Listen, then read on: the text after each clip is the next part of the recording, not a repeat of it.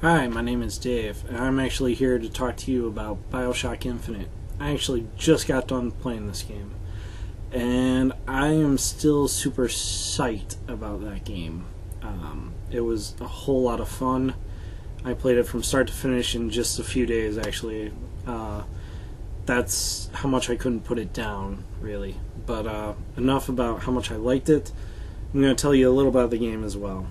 BioShock Infinite is a spiritual successor to BioShock and BioShock 2, which took place in the city of Rapture. This one takes place in the floating city, state, nation, whatever you want to call it, of Columbia, and it features the characters of Booker DeWitt and Elizabeth.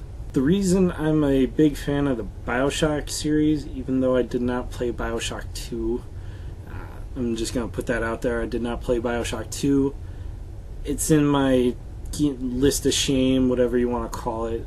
I'll get to it hopefully, but the reason I haven't played BioShock 2 is I loved BioShock 1 so much. It was a whole experience that I feel like it didn't need a sequel, didn't need multiplayer. It was that story, it was that experience, and I have not been able to bring myself to try BioShock 2, although I have heard Minerva's Den is a great DLC pack for that game. So if you have BioShock 2 and haven't tried Minerva's Den, I'd recommend that because I feel bad I haven't played it.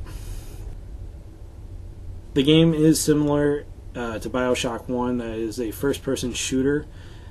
You have your guns. This time, instead of a wheel of guns, you have two options.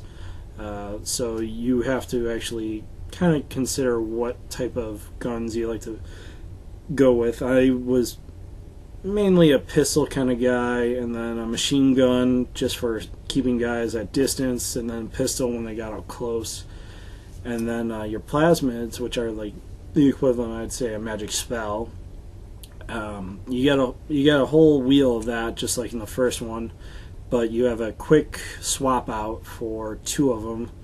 And I did experiment a little, but I found two that I really liked, which was Possession and the fire one, Devil's Kiss.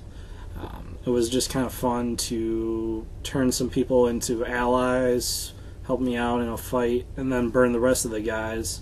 And the cool thing about Possession, it's a little horrific, but they actually kill themselves once that spell is over, or the vigor, as I should call it, not a spell, but I play too much D&D and RPGs to not call it a spell.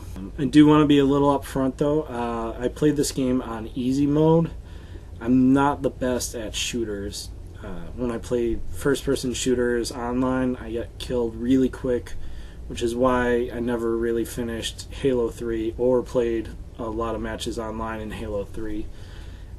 People would just kill me too quick to make the game any fun for me, and then they'd smack talk me to the point where I just gave up.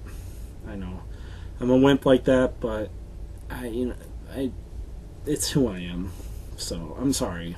The reason I want to bring up this game though is it did come out last year, but it's a reasonably priced game that you can find generally on sale. I've actually bought 2 copies of the game. I bought it for my PC for about $15 on an Amazon sale for their digital downloads, which comes with a Steam key, so it's in my Steam account. The only problem is my PC is not that great for video games. It can play some older games, but the newer they are with the higher detail, and it's choppy to say the least. It's pretty much just watching like an old school, one of those Nickelodeon machines, if you know what I'm talking about, where it's the spinning wheel and it kind of clicks its way into it. Not a pleasant experience. So I did buy it again digitally on Xbox Live during their winter sale for $15, and well worth the money because the game performed just beautifully on my 360. Only a few times where I had a few frame rate issues, but other than that, game played just perfect. So the reason I want to bring this up is it's a great little distraction for a good price. If you're a fan of the original BioShocks, or you're looking for a sci-fi time travel. I don't want to give too much away because I know there's some minor spoilers if I keep going down that road. But if you haven't had a chance to play it, I highly recommend it. And I'm really eager to go into the DLC that takes me back to Rapture, but with the new updated models and gameplay. It's going to be a little weird to go back to Rapture, but I think it's been long enough I'm ready to go back into that. So keep an eye out. I'll put some links, or if you follow me on my Twitter, which I'll put a link to it, if I see any deals, I'll be sure to share it with all of you. So thanks for checking out, and I hope to have more videos to come. Thanks.